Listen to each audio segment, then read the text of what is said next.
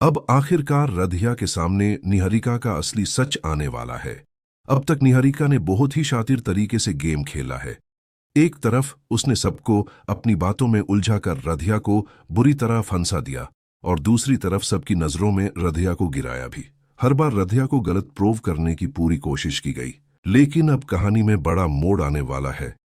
अब रधिया के सामने नर्स एक ऐसा सच बोलने वाली है जिसे सुनकर रधिया खुद भी सोच में पड़ जाएगी।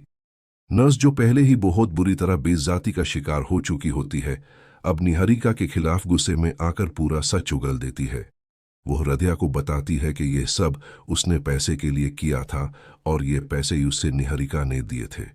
पूरी प्लानिंग, पूरा प्लॉट, सब कुछ निहारिका का था। वही इस पूरे गेम की मास्टरमाइंड है। ये सब सुनते ही रधिया का गुस्सा सातवें आसमान पर होता है। लेकिन ट्विस्ट यहीं खत्म नहीं होता। जब नर्स रधिया को यह सारा सच बता रही होती है, तब ये बातें निहारिका भी सुन लेती है और यहीं से एक और बड़ा ट्विस्ट शुरू होता है। निहारिका पहले ही जाकर दादी को अपनी तरफ सेट कर चुकी होती है ताकि अगर सच सामने आए भी तो कोई उस पर भरोसा न करे।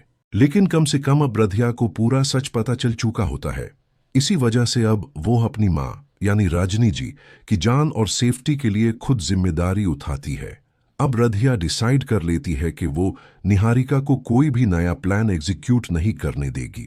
आने वाले ट्रैक में बहुत जल्द प्रथम को भी ये सच पता चल जाएगा, क्योंकि रधिया और निहारिका के बीच होने वाली जोरदार बहस वो खुद सुन लेगा।